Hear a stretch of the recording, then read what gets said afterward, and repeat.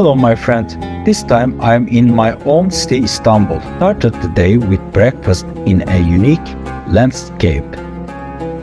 It is now time for the seagulls to have breakfast. This is Sultanahmet Square, where you can find souvenirs related to Turkish culture in Arasta Bazaar. The obelisk was brought from Egypt in 390 AD and erected here.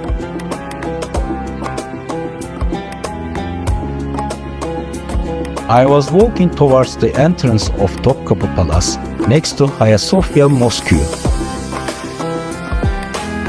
Now, Hagia Sophia and Sultanahmet three fountains are in the same frame from the palace gate.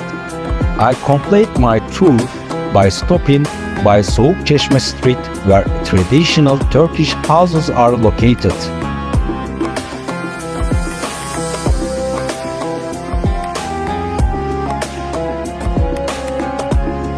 Much love to everyone. Istanbul is most beautiful city.